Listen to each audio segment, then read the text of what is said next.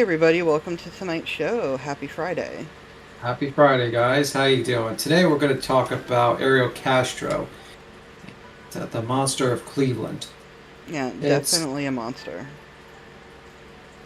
and we're going to go through his bio, the what occurred, and basically the criticism that occurred afterwards by the cops. But yeah, it's a very, very interesting one. But like many people say, at least there's survivors here. The many stories we've gone through, there are no survivors. There are no people to actually tell their stories, and we've gotten links about, these women actually moved on with their lives and actually became very successful in their lives and didn't have this stuff hold them down. But I am getting a little ahead of myself. Happy Friday to everyone that is in the chat or to rewatching. So we will begin, shall we? Yeah. Do you want to start it off, or you want me to start it off, Tony? I can start it off and get it going. Okay, you can start off. So, so, Ariel Castro. Let's talk about him first. The narcissistic monster in Cleveland. Castro was born in Dewey, a village in Puerto Rico, on July 10th, 1960. He was the third child of Pedro Castro, the biggest landowner in the the biggest landowner in Puerto Rico, and his wife Lillian Rodriguez, and with his wife Lillian, I did not spell check this, I'm sorry.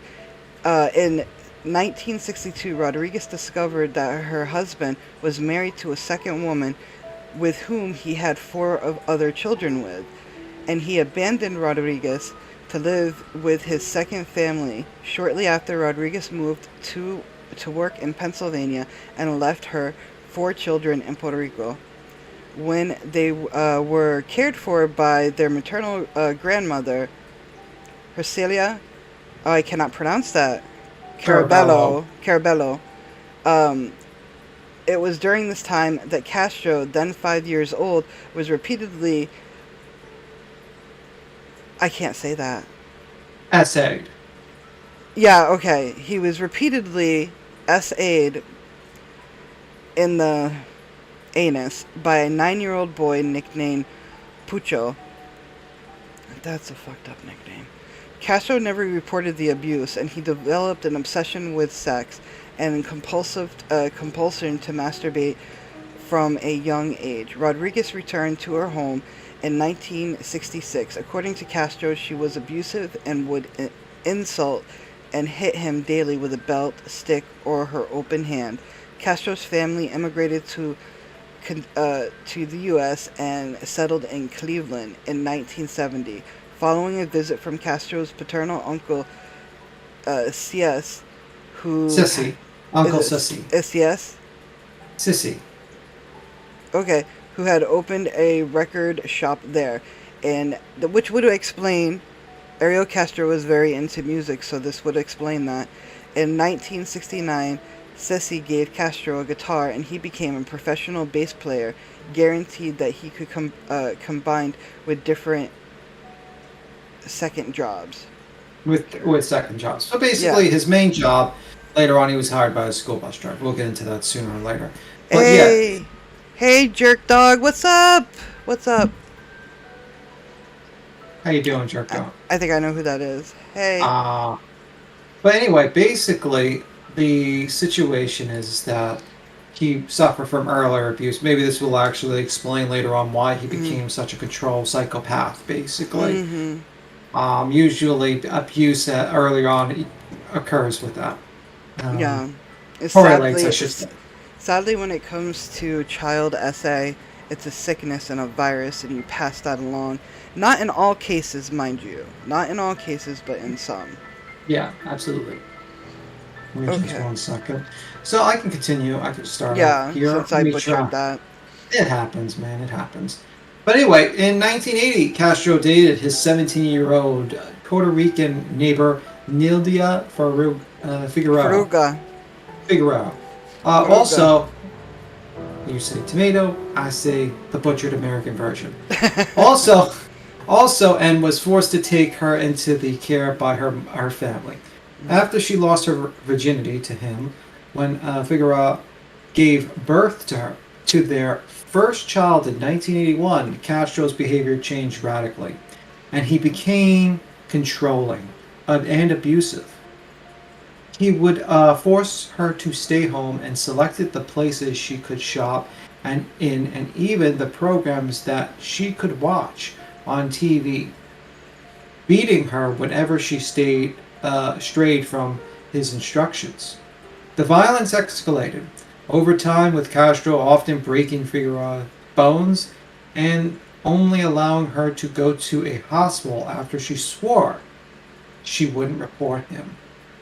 In the police report him to the police.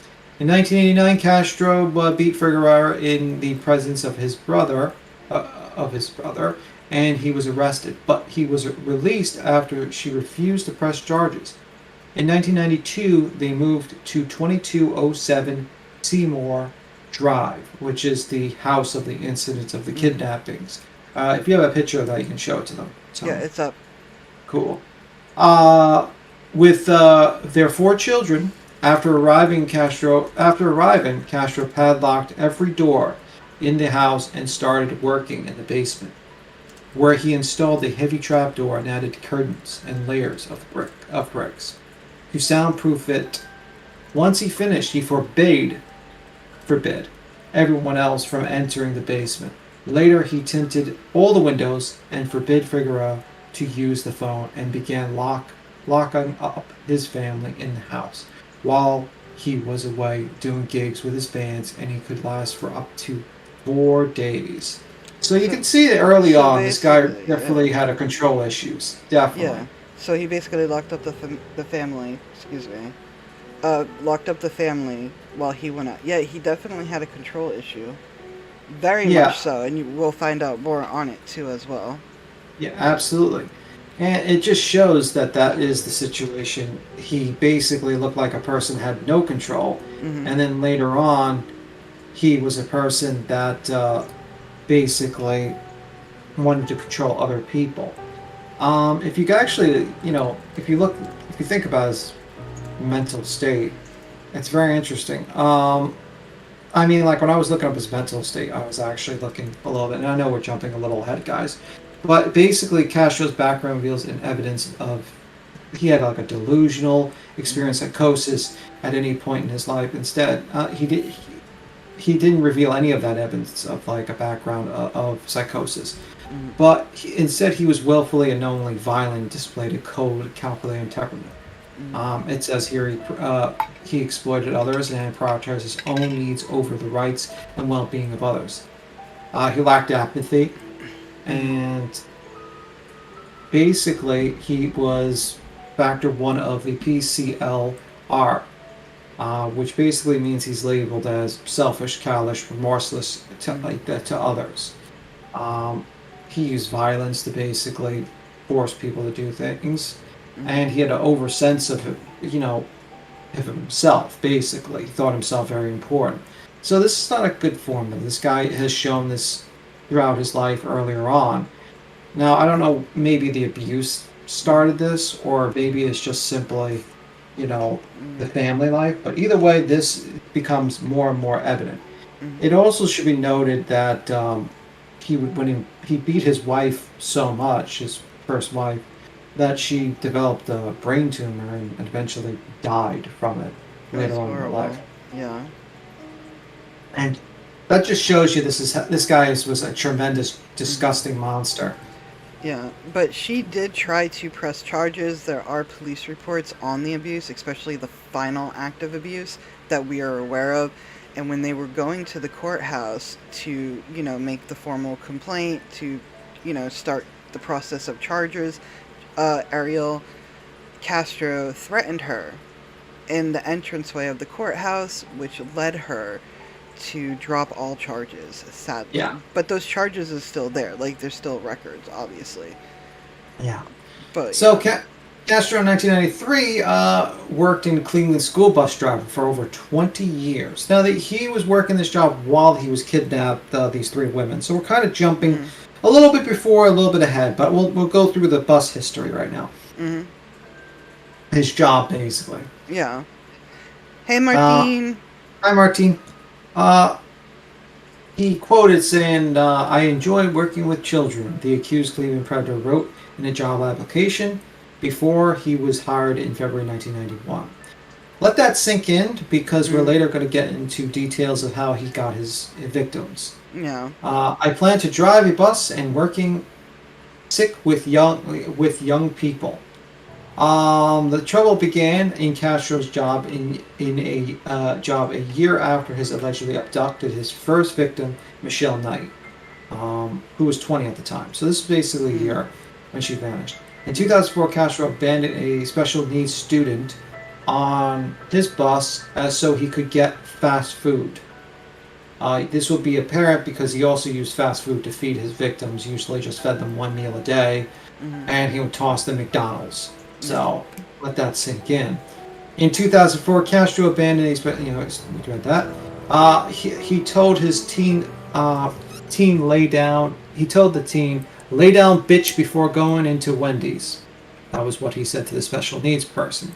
Castro was suspended for 60 days as a result, reported New York Daily News. So I don't understand why he wasn't fired immediately upon that, but whatever. There was more. He kept his head down for 5 years until 2009.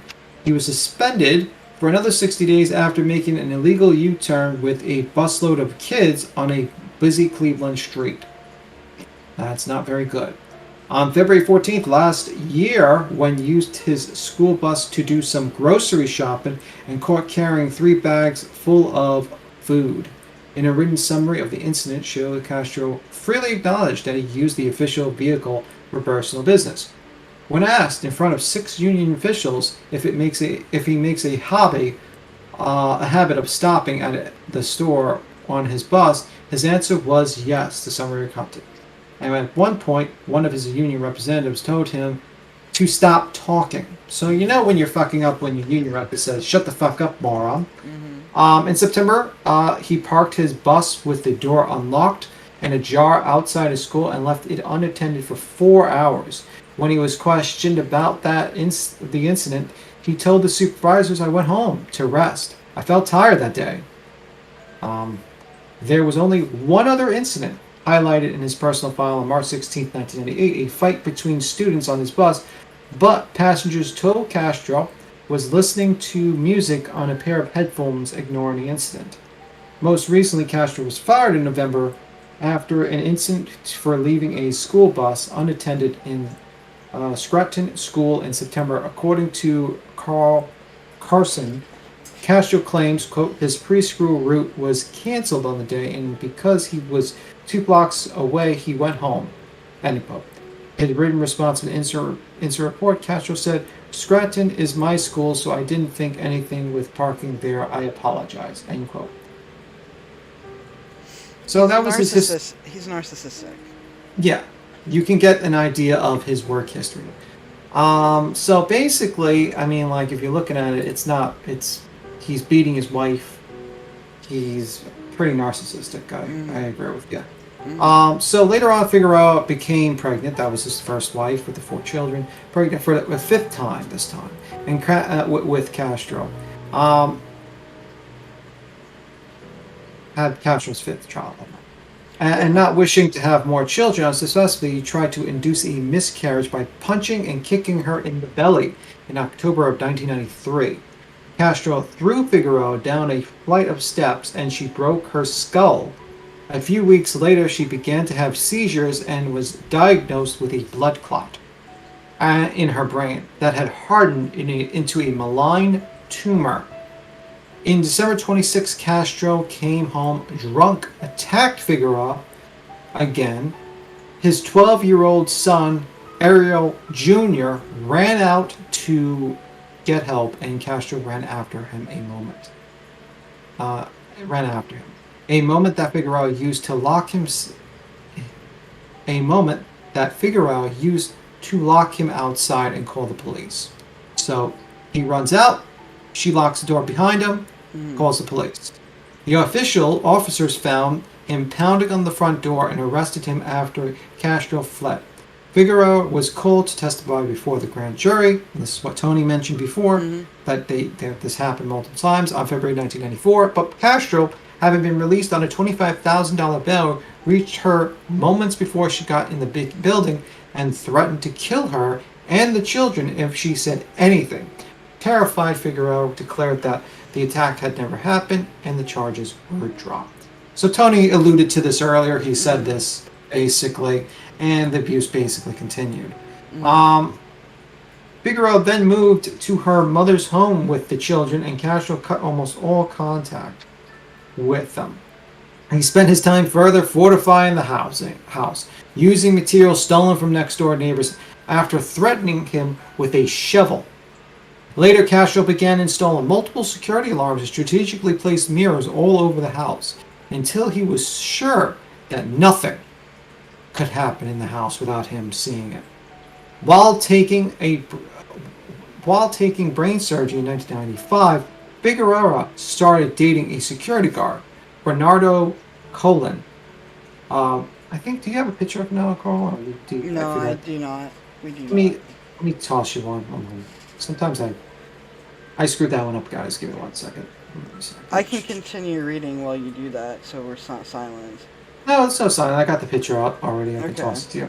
But yeah, just this is the boy. I'm going to send it to Tony. Tony's going to get it. Just one moment, guys. So, and here is Fernando Cohen. It might be small. You could just show a picture of it, his face. That's Fernando Cohen. Or you could just type up the name and Ariel Castro and find it. Well, while you're putting up the picture, I will continue reading our client. Let me see. Figueroa started dating. Learned that relationship. Okay. Figueroa started dating a security guard, Fernando Colon. Castro learned of this relationship the year after, and when one of his daughters called him from Colon's home, and he became furious. He called Colon, claiming that Figueroa was his wife and that he had, quote, stolen her from him. But Colon reminded Castro that he had never married Figueroa, and later Castro saw Colon taking his children to school and attempted to run him over with his car. Colon dodged him. Colon filed charges against Castro, but they were dropped due to lack of evidence. I don't know how you can, due to lack of evidence, if a guy tries to hit you with a car, but apparently that's not evidence for attempted murder in this case, I guess. In 1997, Figueroa was given full custody of the children and Castro deprived of visitation rights, which is kind of rare in these kind of situations. So what do you think? And that was the boyfriend, the security guy on the picture. You need many more watchers, yes sirree, but I don't mind. Yeah, other people are doing other things right now. Absolutely, and it is no big deal. But let's continue. So, after his family left, Castro became interested in his BDSM and developed a fantasy of holding a teenage girl in his home as a sex slave. And August 22nd, 2002, Castro was at a dollar store when he overheard Michelle Knight. You can put the Michelle Knight picture up, or one of the pictures. Asking her how to get to. She was asking him how to get to social services. She was asking him basically around to get to that location. Knight's 2-year-old son had earlier been taken by social services, and she had an appointment for an evaluation to determine if she was fit to raise him. However, she was not familiar with the area and was lost. Castro assumed that Knight was around 15 because of her short stature, and offered to drive her there. She trusted him because her daughter Emily was his stature. Drive her there. She trusted him because his daughter Emily was a friend, although she had not met him in person before in the car. Now this is where it becomes very apparent that he uses his familiarity with the neighborhood and basically his own children to basically lure these women in, and also put a false image of him being a kind family man. What do you think of that, Tony? I have nothing to say. He's just a narcissistic person. Yeah. Now this is an older photo. If you actually looked at it, you actually watch the black and white photo. It's a very young girl at that time. She was, so she was basically abducted when she basically in 19 was abducted when she was 21 years old. So I mean, that's probably why he did not like her, because this guy is kind of after young teenagers, so that might be the reason why he did not like her. That's my guess. I think And it also, was she I went. think it was an impulse thing, more or less, and that's who was available. Yeah, and also she became more rebellious because the thing is that it's easy to bully like little girls. This one was 20 years, older woman, and basically she was not going to be broken. She was already broken. She had a very hard childhood. I believe the reason why she was trying to get her son back was because the boyfriend of her mother actually broke her son's, I believe, leg, if I'm not mistaken. Let me just make sure. And basically, it was or some sort of injury, and that was why her kid was taken away. She definitely lived a very hard life, and this made it even worse. Let's just say, she was homeless for periods of time before this, so it was definitely tough for her.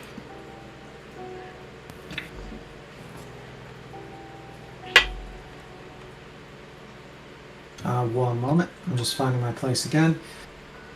Uh, she had not.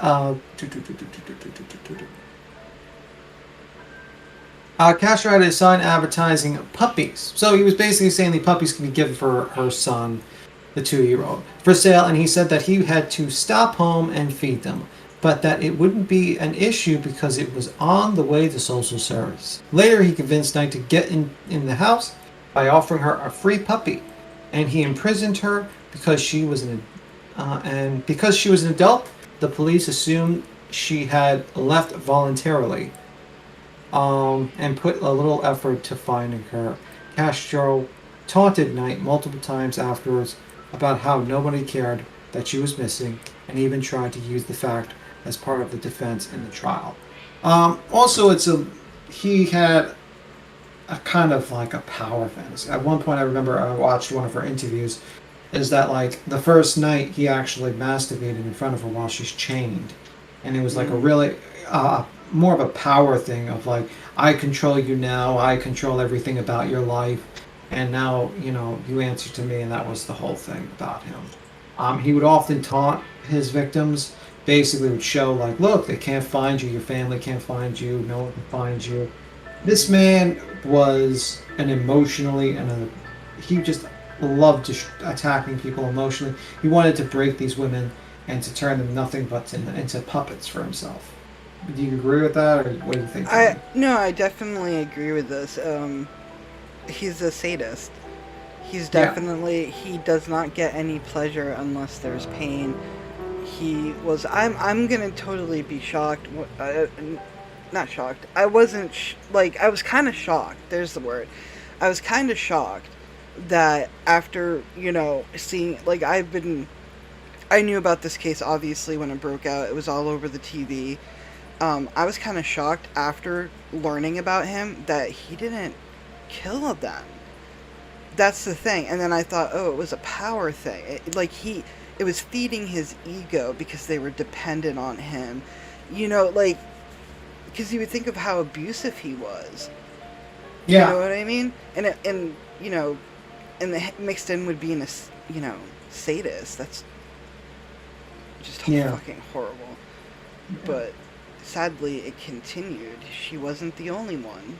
Yeah, we're not up to. There's 3 victims. Some say there's a 4th victim, but we'll get into that. But yeah, Castro's next abduction took place in April 21st, 2003. The victim was Amanda Berry. If you have a photo of Amanda Berry, Tony. I'm putting it up. As you say the names, I'm putting them up. Oh, cool. Thanks, Tony. The workmate of his son Anthony at Burger King, whom Castro had wanted to abduct for a while because she was blonde. Berry's 17th birthday was the following day, and Castro offered her a lift home. After she ended her shift, she accepted because she knew Anthony and also Castro's daughter Angie, who had gone to school with her. Castro told Barry that Angie was at home, and he proposed to stop there so she could greet her. Once in the house, Castro used the guard dog to distract Barry, took her phone, imprisoned her. Unlike Knight's disappearance, Barry caused a public commotion, and her family appeared multiple times on TV. A week later, Castro used Barry's cell phone to call her mother and said that he had her and that she was fine, and that she would go home in a couple of days. The call proved that Barry had been abducted, and FBI called in to investigate. They triangulated the call into the area where she had been abducted and parked a van there. However, the phone's exact location could not be determined because Castro never called again. Meanwhile, Castro told Barry that he had phoned her family and told them that they should not look for her because they were now a couple. So this is another thing he tries to break people's minds, obviously. It's pretty terrible, actually. She looks great. These photos are after the abduction. So she looks happy now, but you'll find out why. Yeah, Tony doesn't want to actually show photos of them when they were younger. Obviously, you could see on the thumbnail when they were younger. Yeah. But he wants to show them in their best light instead of showing them in their worst light. So that's the reason why he's showing them while they're, recovered. If you actually watch the video of, like, the court doc, like the actual photos when they came out, this woman was nothing but skin and bones, basically. I think she was 85 pounds. Yeah, and also this is the wrong photo, Tony. That's her. No, it's not. That's Jesus. Okay, so we did it. See, I told you it was It giving me happens, trouble. Tony. It was giving me trouble. No problem, Tony. So this is actually Jesus, but she was skin and bones at the time. All of them were very skinny because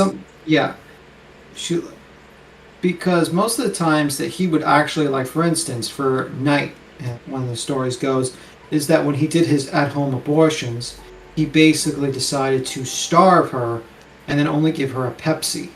So these people were very, very thin, very, very malnourished. Now this is Miss Barry.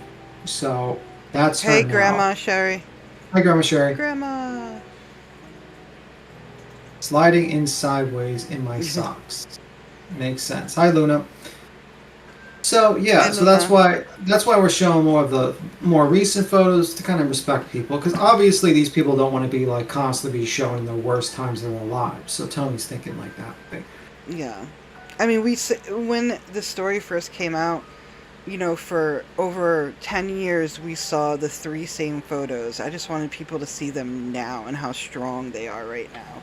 Yeah. So I mean, it's a little inaccurate, obviously, but for the sakes of, you guys have probably already seen the photos of them when they were abducted, but let's show you the photos of them, how they're doing now.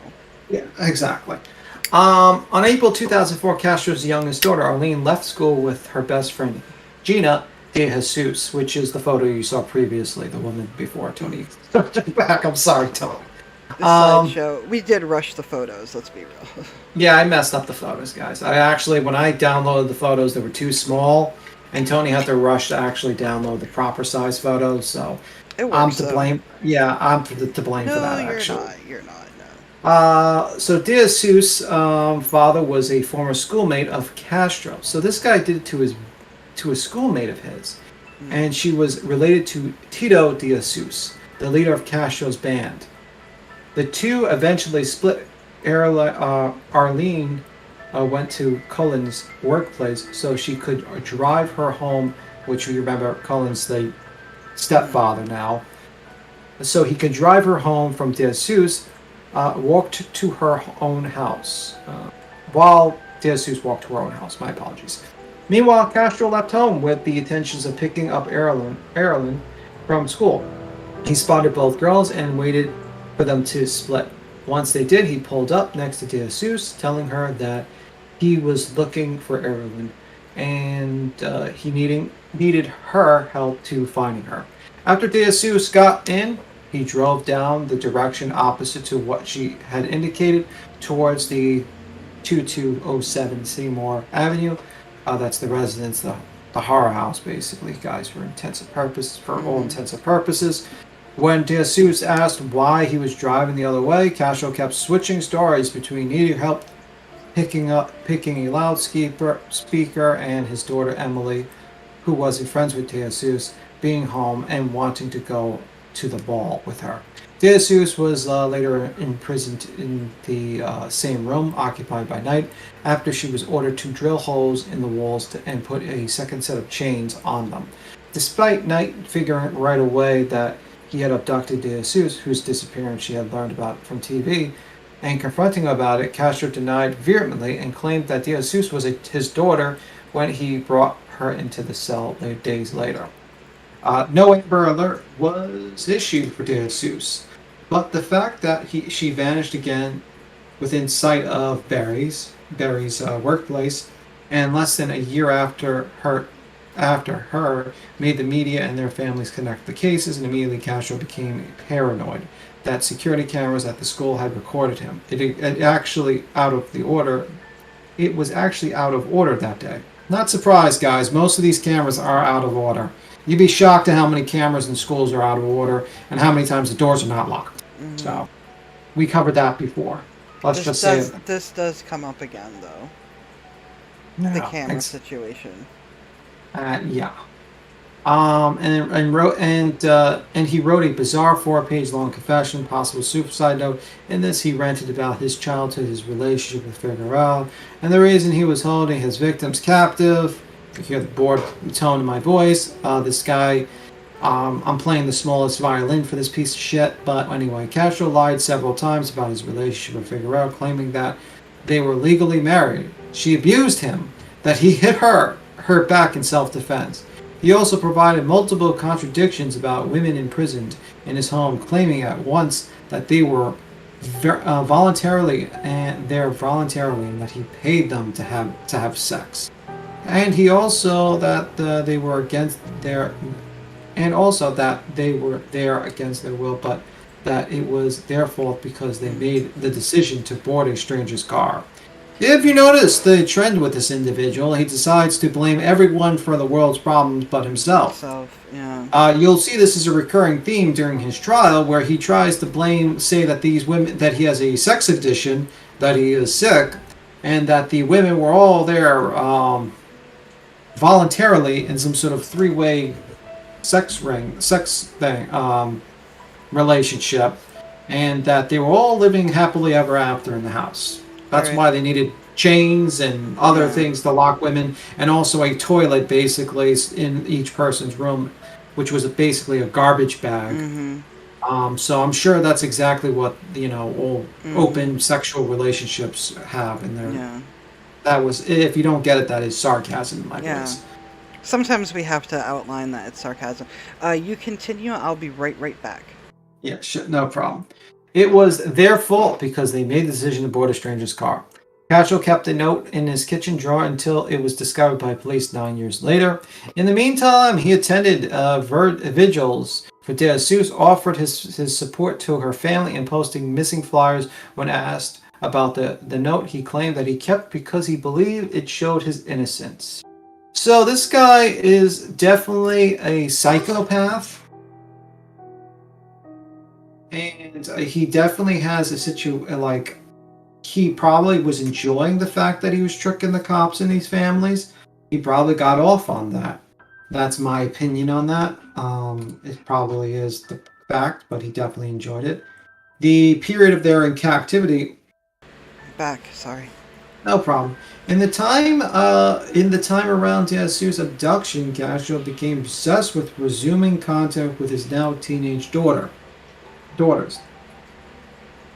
He would show up unannounced at their home and their school, pick them up and gift them money and objects for no apparent reason, and successfully trying to convince Figueroa to leave Colin and return to him. Now, I mean, Tony, what do you think of this? This guy has literally beat this woman to the point of breaking bones. This guy has 3 captive women in his house, and he's trying to get his wife back. He's fucking insane. Like, he had no. I feel like he was smart, but I think he's lazy as well. Like, what happens if his wife comes back and there's three captive? Like, she could have been the fourth if you think about it. She probably would have been the fourth. So that's You the know, because scary part of it. she's the one that got away. Gotta think of it that way. Yeah. Um, so basically, after unsuccessfully trying to convince Figueroa to leave Colon and return to him, Castro convinced his two younger daughters to claim that Colon abducted and essayed their vaginas, and they did a virginity test. Despite the absence of material evidence, Figueroa and Ariel Castro Jr. testimony in favor of Colon multiple procedural irregularities, Colon was found guilty of 4 counts of sexual abuse and sentenced to a few months in probation and was forced to register as a sex offender. As a result, Colon lost his job and Figueroa ended their relationship, and Colon later tried to get the verdict overturned in 2015 but was denied. Mm-hmm. Imagine that the fucking guy, this guy basically lied to the court, and even to this day, this guy is known to be this piece of shit and a liar, and this is actually known that he lied about it. They are denying overturning this decision that this man, and you can put on the face of the guy. So this guy was falsely accused of being a sex offender and basically of abuse, and the state still doesn't want to overturn their decision on this case. That's really great. That's wonderful. Fantastic.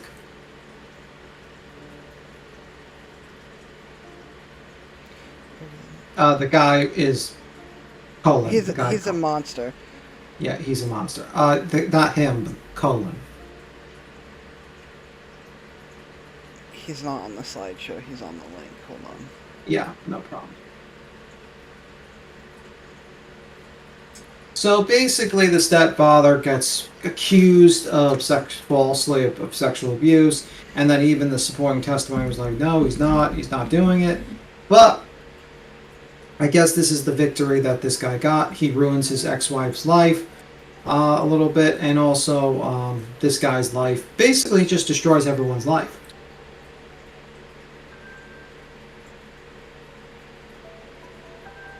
So that's basically him. Next part is basically over the next decade, Over the next decade. Oh, yeah. Sorry. Do you want to go? Over the next. You can go. Go for it. Okay. Over the next decade, Castro tortured and SA'd the three women. He chained them in their rooms, boarded up the windows, and locked the doors so they couldn't escape. Lee became pregnant 5 times during.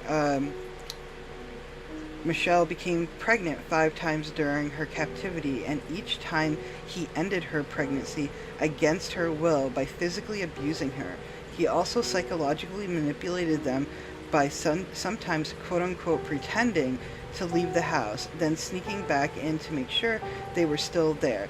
He warned that if he caught them trying to go out, he would kill them. Having failed in his plan to resume his quote-unquote marriage with with his ex-wife, Castro told Figueroa. Castro told his prisoners that Berry was his new wife, Amanda Berry, and he began essaying Michelle Knight, and De Jesus in the backyard rather than inside the house. Though some neighbors saw chained women outside the house, nobody called the police. Amanda Berry eventually became pregnant in 2007, in contrast to Michelle Knight, who was forced to miscarry 5 times through violence, poisoning, and starvation, one while Berry was also pregnant. Castro refrained from essaying Amanda Berry and improved her meals to ensure that her pregnancy was carried in full term. So basically, out of the 3 girls, he favored Amanda Berry, and he did use that against the other 2 women as well. His initial intention was to leave the baby on the steps of the church after it was born. but as the time of birth came near, he manifested his excitement about becoming a father again. When Barry went into labor on Christmas Day, he took her and Michelle Knight, to a children's inflatable pool in the basement, and told the no, he didn't. Um, Sorry, this is a misspell. Basically, what he did is he went into the bedroom right after her water broke, and he threw an inflatable pool on the bed so she wouldn't mess the bed up. That was actually a quote from one of Amanda Berry's interviews, that she did give birth on the bed. Oh, okay. Okay, that's fine. To give birth. Basically, the inflatable pool was to keep the bed clean because they were in poor conditions. And then we continue. When Castro found out that the baby, a girl, was not breathing, he told Michelle Knight, that he'd kill her in the spot if the baby didn't survive. Sequentially, Knight resuscitated her. Resuscitated. Yeah, too much going on. With CPR, Barry named the girl Jocelyn. In defiance. You want to read? No, I'm just helping you, man. Okay. In defiance of Castro's insistence about giving her a Spanish name. So basically, he wanted to carry on this, the Latino heritage with a Spanish name. And she was like, nah, we're not doing that. So basically, each of these girls did defy him in some way or another. I definitely know Michelle McKnight. She did not call him by his name. He was either called dude or man. She basically degraded him, which also could have put the tension between them. But he really played mind games with them. Yeah. And she raised the child and even had a school. Schooled her alone in her cell. The only help provided by Castro was to allow Barry out of her chains and giving some old toys to the baby. Clothes were cut and sewn out of old clothes by three captives. So basically, just to sum it all up, what Amanda Berry did when it was time for kindergarten, if you can imagine that much time has passed in the room that she was held captive, she basically built a room, like a school room. And they would walk around the room pretending that they're, out and about outside. She would tell her child, look both ways while crossing a road. You stop at you stop when it's a green light. You can walk when it's a red light. Trying to give her child some normality, which also gave her some sanity as well. So when she kissed her child goodbye to go to school, she turned into the teacher. And her whole bedroom was turned into a kindergarten classroom. So I'll go next. So basically, I'm reading the article from Daily Mail, which is actually, let me toss the link and I'm going to read a little bit of it because it is an interesting article to read with more details. Stop helping, I'm getting a tomato because I'm helping it too much. Huh? What? Say that again? He said stop helping you read, interfering with you. That's the problem. But this is the thing. Sometimes I do need the help. I'm dyslexic. So sometimes I need the help, and I didn't put this note. It's a new note card. I didn't put it through the problem. My thing. So this is the article. It starts off: 2 survivors of Cleveland House fires have revealed a new memoir, how Ariel Castro essayed them over and over each day. The only time they had a brief respite from heavy chains which cut their skin and left their bodies aching. Gina Jesus described the first time that Castro essayed her after she was abducted in Cleveland, Ohio in 2004 at the age of 14. According to the book seen by Daily Mail Online, which is the book that they wrote later on, Gina, now 25, recalled he seemed angry, like he wants to hurt me as much as he can. I'm screaming, crying, and beating him back, but it's useless. Quote, I am crying and bleeding, and I've been terrified he would do this. I want to die. I try to cover myself with clothes. Quote, he says, this is the Castro guy. We got to celebrate, he says, standing up, pulling his pants back on. That was your first time. Um, Both Gina and the fellow survivor Amanda Berry said Castro essayed them up to 5 times a day, forcing them to tell him they want it, love it, and he was sexy. In one of his diary-like entries in a 300-page book, Amanda describes how a day after she was abducted, Castro forced her to shower with him and then locked her into a pole in the basement with chains around her stomach. It was her 17th birthday. He then moved her to an upstairs bedroom and chained her to a radiator, adding the zip ties along with the rusty chains. Castro placed a tall beige trash can next to the bed so that Amanda could use it as a bathroom. So that's what he used to do with all their rooms. Her only food was cold McDonald's or Burger King, which he brought once a day. And she recalled, after I finish eating, he tells me strip, and he does it again. So just think about that. When he's a school bus driver, he's going for McDonald's and fast food, and he's bringing it back to his captives. That's kind of a fucked up thought, but that's what's happening. Hey, that girl. How you doing, that girl? Right now on the screen is the diagram of the house, and this was presented at court. As you can see, the rooms, and I will, we have some pictures of the inside the house as well. As Tim reads, I will go through the pictures slowly. Now you can see the pole down. That's the pole that they're talking about on the basement. Yeah. That's the pole that chain people. Yeah. So let me continue. I'm sorry, I lost my place. You're good. Sorry. No problem. She described how it kept. She described how he keeps mannequins from a black wig and a red fishnet vest. The teenager initially kept count of the essays in her diary, writing an April 27th entry. It's Sunday. I've been gone 6 days, and so far he's essayed me at least 25 times. She describes how he slobbered on her face and was obsessed with my breasts, telling the teenager, "Those boobs are mine." So obviously, very aggressive.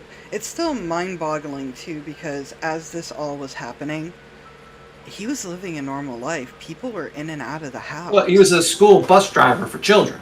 Yeah, well, that too, but I mean, actually, people were in the house, is what I'm saying. While these girls were there, his kids would come by, his friends, his brother, his band. He was in a band as well. He got really into music. And yeah, this is nobody, Yeah, and that girl. This is Ariel Castro. This is the guy who abducted 3 women, imprisoned them in the house for 10 years, and then eventually they escaped. And then, this is just going through the daily lives of these women. And we're going to go through how the police kind of dropped the ball on this and other things like that. Yeah. So right now we're just describing a little bit of the day in life of these poor women while being there for 10 years. Let's jump to psychological problems. Obviously we know the essay part is traumatic for a lot of people, but let's jump. Amanda describes the psychological tricks that Castro played on her, pretending that he had called her mom and allowing her to listen to the voicemails from desperately worried family. At one point, he allows her to read an article in the local newspaper, The Plain Dealer, where her mom spoke of her worry. Amanda then recalled Castro's reaction. Quote, "It turns him on to see how much it hurts me to read the article." The memoir describes the survival techniques Amanda adopts to stay alive, don't fight, don't make him mad. That's what she basically did. Castro then pulled a vacuum cleaner into the filthy bedroom and began tightening the cord around her neck tighter and tighter. Quote, "I'm not here to kill you," he shouts. "I don't want to kill you. This is just about my sexual problems." Which we'll hear a lot, too, as this goes on. This actually goes to his defense in court. He claims that he's an addict. And that all these women... Yes. Is it Ami or Amy? It's been said he never allowed anyone further than the living room. Yeah, see, he controlled, but wouldn't you feel weird if you're visiting your father's house and you're like, why can't I go upstairs to use the bathroom or something? You know what I mean? Like I would think it's weird, and then he would blast his radio the whole entire time. Yeah, Yes, but very special corner. Yeah, corner in hell for him. Yeah. I mean, I think it's also a matter of control. I mean, like this is like, and also I mean, think about this much. He went to the vigils for this Oh, missing, like this Diaz Seuss, who was friends with he played in the the band with. father. Yeah, Yeah. the father. So this guy probably got off on all this. This is Oh just yeah. he was a very evil person, cowardly as well, by the way. As Oh, he was. Yeah, we'll get to why he's a coward. Even his. Okay, thank you. Okay, make sure I say it right. Even his mother wasn't allowed further. Yeah, yeah, it's just insane. I would have a lot of questions, and especially with the kids. You know, them. I'm not blaming the kids by all means when I say this.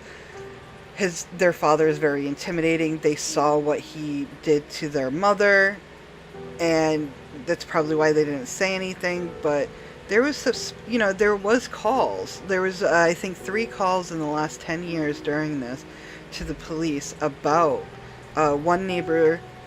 Their daughter looked outside the window one night and saw him outside with a naked woman in the backyard, and the naked woman was walking on all fours, and she had something, like a chain. Like, she said it was a rope, but it was a chain that was around her. Like, there was calls.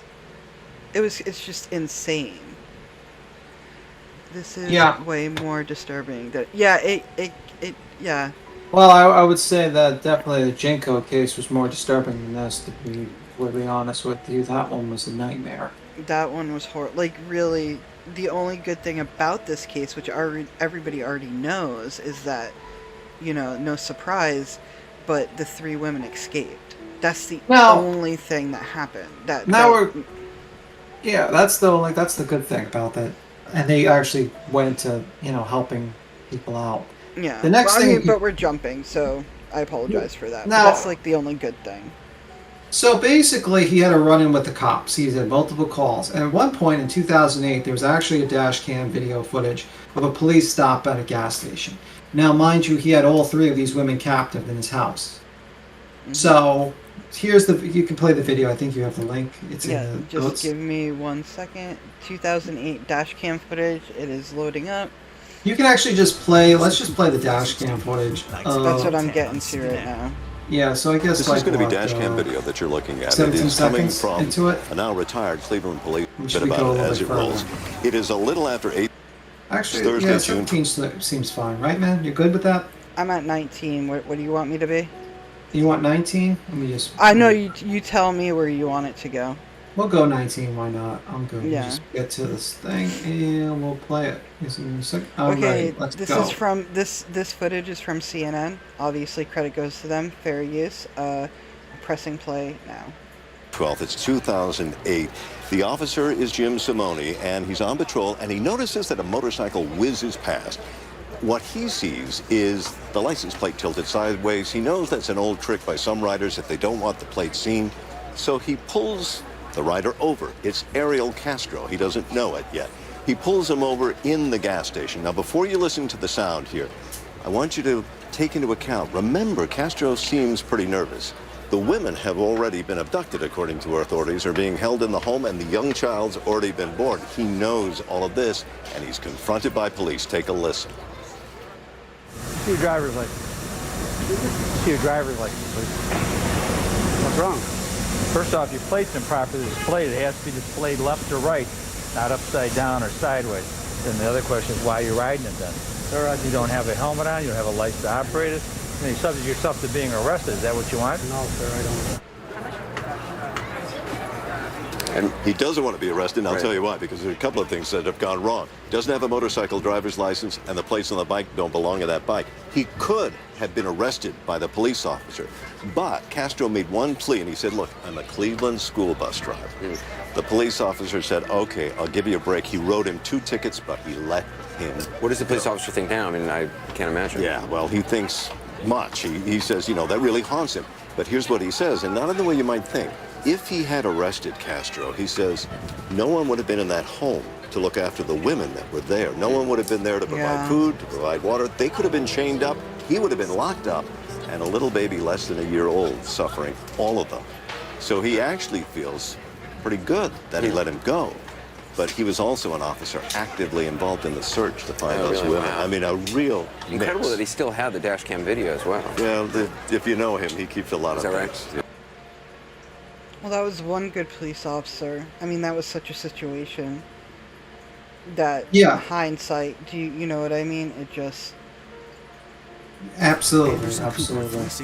But I do want to highlight, before we get to the more of the story, basically, the more of the stuff, we have to highlight the next article I'm going to read, just jump a little ahead, would be, did the Cleveland cops botch the search for the missing women?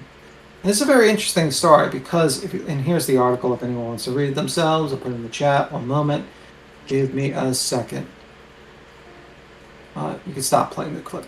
And I'll just read the article. It's YouTube. It reloads it. So, like when I exit it out, but I'm No showing. There's a lag. So That's fine. That's fine. So I'm showing the pictures of the bedroom. Yeah, you can show the pictures of the bedroom while I read the police thing. And I'll just do that. That's a good idea, man. So, now that, so let me see. The most relevant criticism of the department that I've seen concerns its failure to show much interest in the disappearance of Michelle Knight in 2002. Authorities assume that the 20-year-old Knight had run away of her own volition. While Knight's mother says she always suspected something had happened to her daughter, the police disagreed. Knight does not appear to have been listed in Ohio's missing persons database or in the national NEMAS missing persons database. Why didn't Cleveland cops pay more attention to Knight's disappearance? That's a good question, actually. Let's see if this article actually tells us. Perhaps because ignoring adult missing persons reports seems to have been the de facto departmental policy for many years. It still is the department's policy for this even today. The lax investigation of Knight's disappearance doesn't appear to have been an isolated incident. In 2009, Cleveland resident Anthony Sewell was arrested and charged with kidnapping, essaying, and murdering 11 women from 2007 to 2009. Sorrell disposed of the bodies in or around his East Side home, blaming the ensuing stench on his aging stepmother and also a nearby sausage shop. Afterwards, the victims' relatives claimed that the Cleveland Police Department was slow to investigate or connect the disappearances, which allowed Sorrell to continue his predation. Sometimes the police counseled the family members not to bother filing missing persons reports at all, saying that there is no use in filing a report if a missing person is an adult.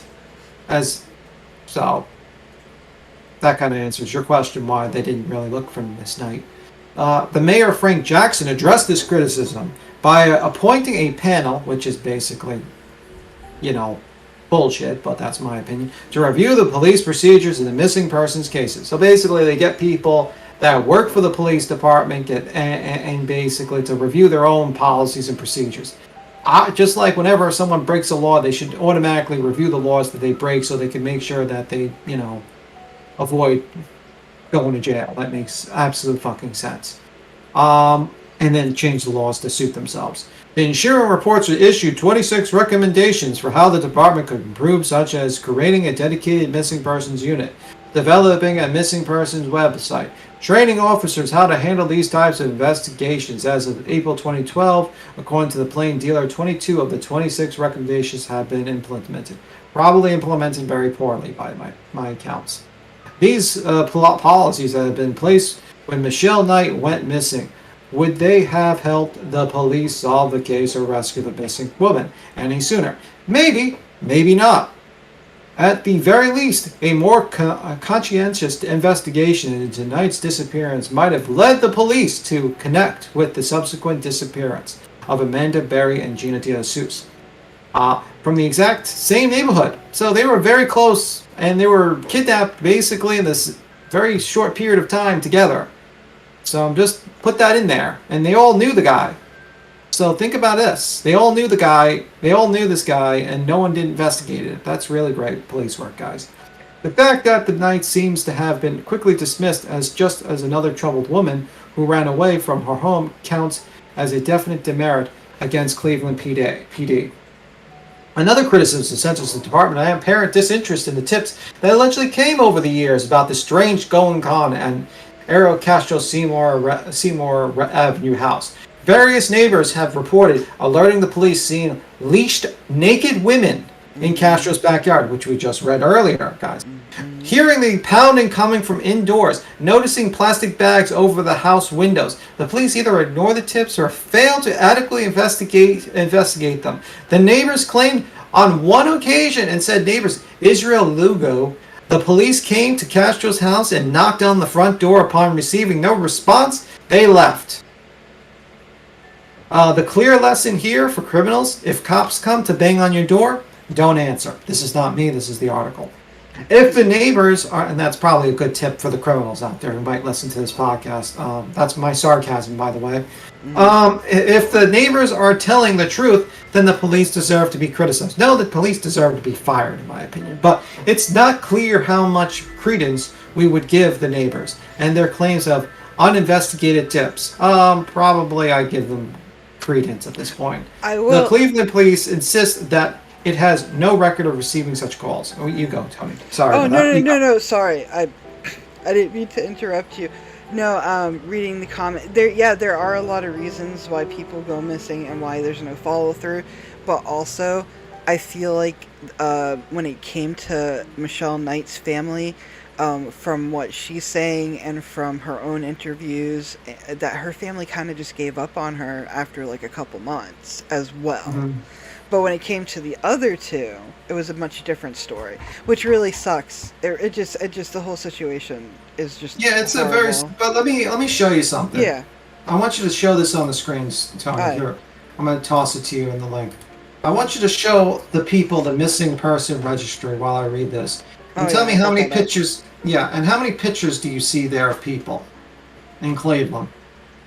And tell me if their implementation of missing persons teams. On the first page, there are 3 people. Just on the first page, 3 people. Just go through it. Yeah. Just go through it while I'm reading the article. Just clip through it. There's so many more as well. Yeah, just clip through them, and we'll continue reading the article, and you tell me if the missing persons department is doing a fantastic job or not. But anyway. 16 years old, 15 years old, 16 years. Yeah, Jesus. just let me no just continue. Photos. Yeah, let me continue reading. Go ahead. Cops can't enter a house without permission or a warrant. That is true. They can't get a warrant without probable cause. I would think if people are reporting naked chained women in the backyard and banging and also covering all the windows would probably be good probable cause, but maybe I'm not. Maybe I'm wrong. Probably I'm wrong, but I just thought that would, maybe raise suspicion at the very least. Mm-hmm. Ariel Castro did not have a long criminal record. He did not have a criminal. Yeah. Unfortunately, because he threatened his wife and beat her every time when he threatened her, and he also falsely accused another man of being a child predator. He initially, let's be real, he did kill one person we know for sure, and that's his wife. Yeah. That's true. She got a tumor, and then she died from it because of his beatings from her. But unfortunately, he never got to jail for that, unfortunately. There was no reason to suspect that anything was actually happening there. I've seen it implied that the Castro records of domestic abuse and the poor performance of the school bus driver should have triggered suspicion. I think it probably should have, a little bit. These things may well have triggered suspicion that Ariel Castro was a jerk. I would go beyond jerk, in my opinion. But asshole would be more of a line just by those records alone. It's unreasonable to expect, though, that the cops should have magically inferred that he was holding 3 women captive in this house. I would that if 2 women are naked, walk in the backyard, and he's having sex with them in the backyard, and people are reporting 2 naked women chained up in the backyard and all this other stuff, probably would be something where allude to some sort of depraved activity going on there. In the Plain Dealer column yesterday, Mark Nimak writes that the disappearance of DeSuze and Barry at least were long-term department priorities. I've seen police follow up on the most tenuous leads from teenagers to young to remember. DeSuze disappearance, other reports bear this out. For example, the cops dug up a vacant lot in 2012 after a convict falsely informed them that Barry's body could be found there. Did not know that, actually, until I read this article. But Neymark make another great point that I haven't seen cited elsewhere. Quote, at the moment, the hum of criticism on Seymour Avenue is about the subtle signs such as the lower shades or odd behavior of Castro How he never entertained guests, he writes. These are the kinds of signs that police officers who patrol Pacific beats are over time might notice and hear about from neighbors, but the kind of patrol disappearance when community police ended. So they didn't have anyone running around the neighborhood, basically, cops. The kind of patrol disappearance when the community policing ended, that's the line you should remember. If you're looking at criticizing the cops here, intuition is one of the police officer's foremost asset by missing a person. Odd behavior became suspicious only when you are intimately familiar with the neighborhood, with the normalcy means, and when normalcy is breached. So, I mean, basically they're saying, well, there's all this circumstantial stuff, but, how could we ever know that this guy was holding 3 women? I disagree. I think there was probably more than enough. I think it's excuses. Yeah, I mean, it seems so. So look at all the no photos. They're really doing a bang up job, by the way, guys. Really helping all those missing people. I mean, I whenever I try to look for something, I don't even have a picture in my head about it. I just magically just think of a name and I don't imagine anything. That's how I find things. When I find my keys, I just imagine the word key and don't know what the key looks like. But I think that's a great way to actually find things. And So there's a lot of 15 and 16-year-olds. I really doubt that the family did not provide a photo. I doubt that very much. So I just wanted to show you that part just before we get next. That there's basically say, yeah, there's some problems in Cleveland. Let's just say that much. Mm-hmm. Let me see. I'm jumping. Okay. We are up to discovery and arrest and unaliving oneself. Unfortunately, we are on YouTube. We have to use children language, apparently, or YouTube will punish us. So, obviously, we can't say the S word, but we can say unaliving. Welcome to 2022, guys. Yeah, most of the photos are mugshots, but not of the... There's a lot of a lot of teens that are missing. I really doubt that the family did not provide a photo. Yeah, probably. As Jocelyn grew up, which is the toddler between Castro and Miss Barry, just so everyone we're getting back into the story. Sorry for the side tangent, but I just wanted to point that out a little bit. And became more aware of her surroundings. Castro forced Knight and Jesus to take names, quote, Juju, after Jujubee's candy. Okay. And Chelsea, respectively. But he allowed Barry to use her real name. He took all her chains out when Jocelyn pulled Knight's chains one day and asked, Juju lock. I guess the child's forming, DeSuse's nickname Juju, and she's like, why does this Juju has locks on her? Afterwards, he also allowed them to limited movement through the house. Daddy. But always... No, what? Juju is the candy name. That's why he called it. Yeah. Okay. Sorry.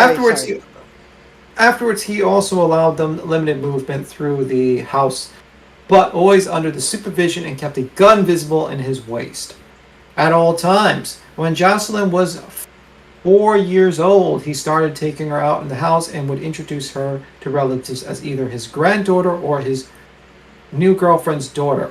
Whenever people asked why they never saw them with her mother, Castro said that she was busy. When Jocelyn complained about all the doors in the house being locked when Castro wasn't there, he unlocked some of them. On May 6, 2013, Castro forgot to lock the large door, front door, through the outer storm door was bolted.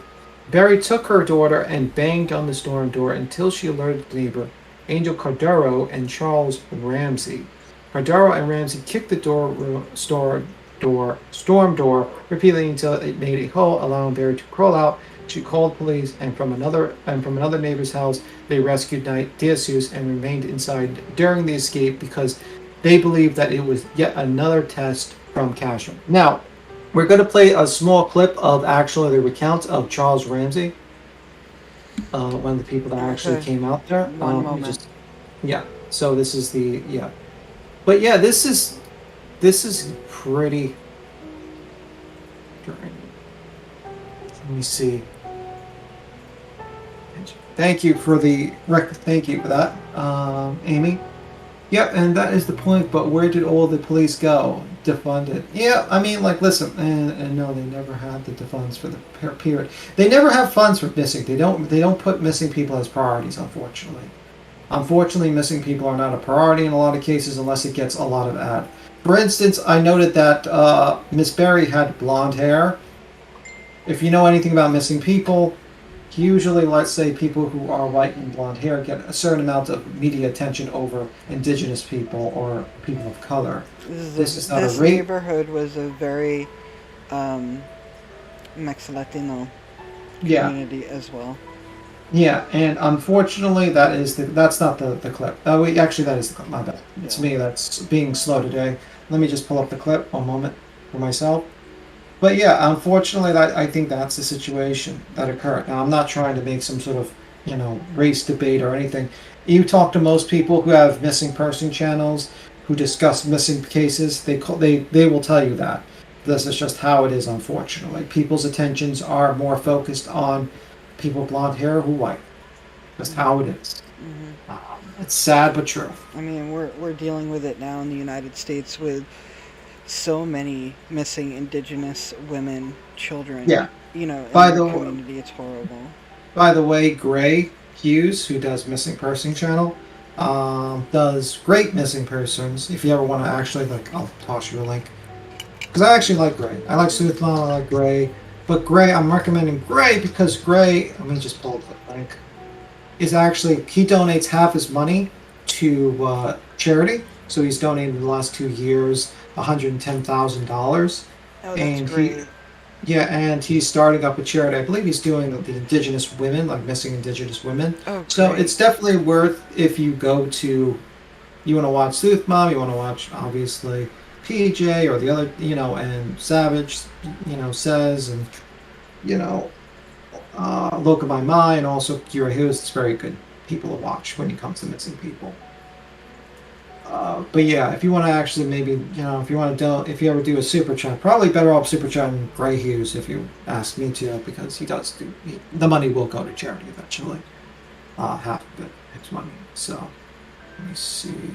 So let's go. Well, Martine, that's why when everybody is missing, and we do like a missing persons case or child or something like that, it's this case right here, the Cleveland 3. That, when the police are like presumed dead, and I'm kind of like, but there's that slight chance, just like the Cleveland 3, that they're not, that they're somewhere. So I really don't give out. I don't give up on hope until something is found. Yeah, and think about this much, and this might sink in a little bit. This could be a situation where other people are facing the exact same situation. This was not out in the farm or out in the country. Mm. This was in the middle of a residential neighborhood. Mm-hmm. Mm-hmm. This gets you an idea that your neighbor could, a neighbor could possibly do this. It's creepy. It's a very, very sad situation, but it can occur. Gary, you're reading it. Okay, go ahead. Yeah, Gray Hughes and his freaks help solve cold cases by their donations. Yeah, and then a very nice piece. People have issues with Gray Hughes' attitude a little. I don't mind. I mean, listen, I don't care. I like him. I've talked to him once. I don't think I've ever seen his content, so I don't know. I've actually talked to him. He's a very nice guy. I mean, don't talk about aliens. He'll call you a conspiracy guy, but it's interesting. If we ever talked about aliens, he probably would not like to talk about aliens. The blonde chick, California is 11 years. Yeah, that's true. So let's go to the video. Charles Ramsey recounts his heroic tale. It's a 7-minute video. We'll stop in between because obviously we have to. No, we don't. We're gonna get well, hopefully we don't. But let's continue. It's CNN, so it's free. It's open. So as long as it's news, it's good. So okay, good. We're at let me rewind it to the beginning. Let's go to 8. Let's go to 8 seconds. 8 seconds. Okay, hold on. Okay, 8 seconds. All right, and hit play. Pressing play. When I moved there, only because he was my neighbor. Right. You know what I mean? What was he like? Cool. He wasn't no freak of nature. He was like me and you, because he talked about the same thing you talk about. Right. He talked about you. You know what I mean? Regular stuff, bro. So yesterday, what happened? Yeah, you're gonna love this. I'm gonna tell it all. Around 3 o'clock, I was on my porch, and the mailman put his mail in my mail. So I looked at it and was like, I gotta give Ariel his mail when he come home. A couple minutes later, he pulled up. He checked the mailbox, grabbed his mail before he went in the house. I said, Ariel, here go your mail. And we just had the same conversation when I handed him the mail. He said, they can't get it right.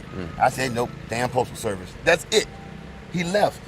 I jumped on my bike, went to McDonald's, came back home. I'm in my house, but I'm in the living room, and I'm right by the front door, because I'm looking out the front door. And man, this girl screamed like a car had hit a kid, which made me, stop eating. What the hell was that? That. So when I got up, I saw my neighbor across the street. He run across the street, and I'm like, I'm thinking, where are you going? Because ain't nobody next door, because I just saw Ariel leave. And I know ain't nobody over there. I heard that girl scream and saw him run across the street. And I went outside and wondered what he was doing. And Amanda say, I'm stuck in here, help get me out. So he either don't know English that well or panic. But he just looked at me and was like, he's a girl. And that's all he did. So here I come with my, half-eaten Big Mac. And I look and I say, well, what's up? And she's like, I've been trapped in here and he won't let me out. It's me and my baby. I say, well, you ain't gotta talk no more, come on. And I'm trying to get the door open and can't. Because he didn't torture chambered it some kind of way and locked it up, right? So I did what I had to do and kicked the bottom of the door, and she crawled out of it. She grabbed her baby, but threw me off. All right, so fine. I got some girl and her kid. And what did she look like? I mean, what was she wearing? Jumpsuit. She had a white tank top on, rings on, mascara. She was well groomed. She didn't look like she was kidnapped. That's what I'm saying. That's what threw me off when she was like, I'm in here trapped. And I'm like, well, you don't look like kidnapped, so maybe you got a boyfriend problem. But I'm thinking, I know who lives here, and he's 50-something. You can't be the boyfriend problem. He can't be him. Maybe you're dating his son. And you'd never seen her before? Bro. In the year that you'd been there? Bro, listen, never. That woman didn't come out the house. The only kids that came out the house were two little girls. They played in the backyard. He had two dogs. Where I live naturally is next door. My bedroom was upstairs, so when I can just hear kids playing, I know it's them. They do the same thing, play in the backyard for a couple hours, go back in the house. Same thing every day. The neighborhood knows them as his grandchildren, so it's no big deal. He got his grandkids over all the time. I thought. Amanda Berry then, asked to call 911? Mm-hmm. And I took her to my house. Yeah, now, he's very I'm animated. nervous as hell, so I'm fumbling with I would be phone. too, by the way. So Yeah. I finally get it right. She can't wait, and I don't blame her. So what I do is tell her, go across the street and use their phone. Now we both calling 911. Now she get through, and I get through. She deal with a moron. Me too. You said there were, what do you mean a moron? Idiot. I heard the 911 call for her. Imbecile. And the woman kept Why being do you like, have that damn job? the woman was like, oh, hang up and wait for the police. Really? How Can you about stop stay for a on? moment? Pausing now. All right, let's play the 911 call so people get a sense. I tossed it to you in Discord thing, and you can play it, and then we'll go back to this. So people get a sense of the 911 call. Is it the Telegraph one, the police audio of the moment Cleveland kidnapped her victims are found? Yeah. I'm just making... No, it's... Let me just see it. Okay, got it. Alright, we're pressing play. We're gonna press Alright. play. Now, this is the 911 call. Okay. I have a call taker on the phone with a female who says her name is Amanda Berry and that she had been kidnapped 10 years ago. She's at this location now. So code 1. 2-3, you got a boss coming?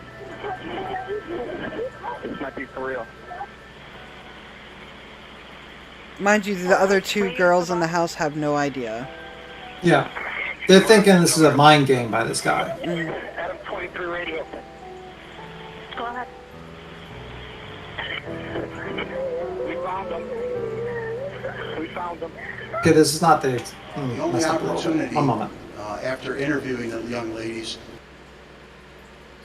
Okay, I paused it because you said it's not the right one. Yeah, maybe I didn't get. Let's see, 1 moment. 1 second, guys. Give me a second.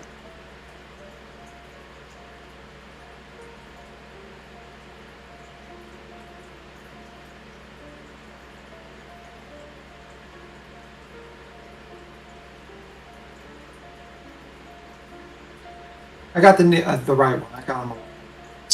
That was the dispatcher. Here's the real one. Sorry about that. So this is Amanda Berry. I tossed it to you in Discord, Tony. You can just close that one out. Okay. My apologies, guys. It's loading up now. And When you're ready. And we're pressing play now. Cleveland 911. You need Hello, please. Help me, I'm Amanda Berry. You need police, fire, or ambulance. I'm the police. Okay, and what's going on there? I've been kidnapped and I've been missing for 10 years and I'm here. I'm free now. Okay, and what's your address? 2207 Seymour Avenue. 2207 Seymour. Looks like you're calling me from 2210. Huh? Looks like you're calling me from 2210. I can't hear you. It looks like you were calling me from 2210 Seymour. Yeah, I'm across the street. I'm using this phone. Okay, stay there with those neighbors. Talk to the police when they get there. Okay. Okay, talk to the police when they get there.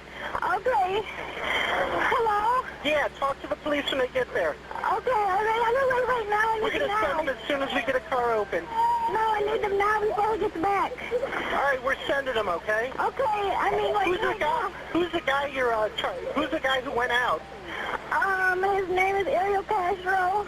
All right, how old is he? He's like 52. All right, and, Steven, I'm Amanda Berry. I've been on the news for the last 10 years. Okay, I got that here. I already... And you said, what was his name again? Ariel Castro.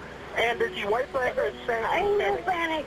And what's he wearing? I don't know, because he's not here right now. That's When why he I got left, away. when he left, what was he wearing? Sweetheart, it's okay. What? Right, the police are on the way. Talk to them when they get there. Okay? Okay. I told you they're on the way. Talk to them when they get there, okay? All right, okay. Thank you. Bye. It's kind of stupid. Yeah, I mean, I think this dispatcher really kind of fucked up because I had a relative who was a dispatcher, and usually you want to keep them on the line, you want to get as much information, you want to keep them calm. This sounds like she's like kind of like, oh, okay, this is the end of the job. Yeah. It's a little. It's. He did breed with them, if you want to use it in that terminology. He did, but he only had one child. Yeah, basically. If he didn't force those miscarriages, he could have had 8. Yeah, basically, Miss Knight basically had 5 forced abortions at the time, and he would beat her and starve her, and that was just that. It did so much damage to her face it actually caused her to have a surgery. Yeah, she her can face never have kids again either because Yeah. of the damage, which was really sad. Because if you remember in the beginning, we said she lost her son to custody due to the mother's boyfriend. It was a whole thing, so it was really sad. The whole situation's sad. I can't just pick one girl. All of their situation's sad, but you kind of feel a little bit more sad when it comes to Michelle Knight, because people gave up on her so fast. Like the search and everything, like it was just really horrible. This all could have been, if the cops did their jobs and investigated that home, then this could have been stopped years ago. Yeah, absolutely.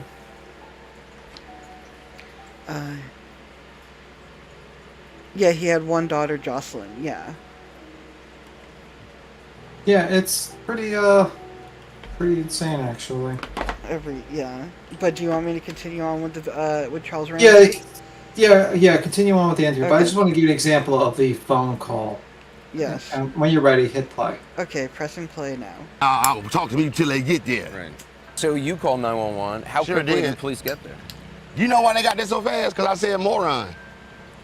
Because I said, hey, Amanda Berry is right in front of me right now. Yeah, what she got on?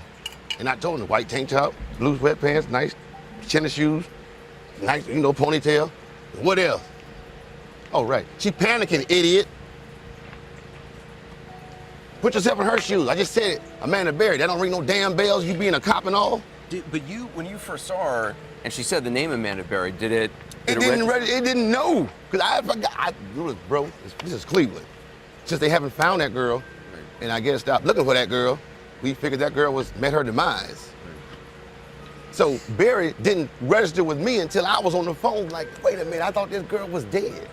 What does it feel like to have been living next to this for a year? See, that's why now I'm having trouble sleep. See, up until yesterday, the only thing that kept me from losing sleep was the lack of money. See what I'm saying? Mm-hmm. So now that that's going on, and I could have done this last year, not this hero stuff, just do the right thing. Do you feel like a hero? No. 'Cause a lot of people No, bro. I'm a Christian and American. I'm just like you. We bleed same blood, put our pants on the same way. It's just that you gotta put that being a coward, and I don't want to get nobody's business. You got to put that away for a minute. Because you know how it is. There's a lot of people that turn the other way and have some cojones. Keep walking down bruh. the street. That's all it's about. It's about cojones on this planet. He is a colorful Has character. the FBI said anything about a reward or anything? We're gonna listen to his 911 call soon. I tell you what you do, give it to them. Because if folks been following this case since last night, and you've been following me since the last night, you know I got a job anyway. Just wouldn't pick it up. Paychecks. What that address say? That sad? I don't have my glasses. I'm blind. 2203 Seymour. Where were some girls living? Right next door to this paycheck. So yeah, take that reward and give it to that little girl came out the house and she was crying. And I'm looking at her right now. I'm like, well, your mama trying to help you, girl. Shut up. I don't know, right? And she say, I want my daddy. And I said, who's her daddy? She said, Ariel. She said that. Yeah, I said, well, how's that possible? Because you wouldn't, if you got kidnapped, oh, he was having sex with you? Oh, Jesus Christ. That little girl was in shock. Now we want to hurt you. You felt that? Bro, if this would be a different interview, I told you that. If we had known that, man, I'd be facing triple life. Wow. I'm glad it turned out this way.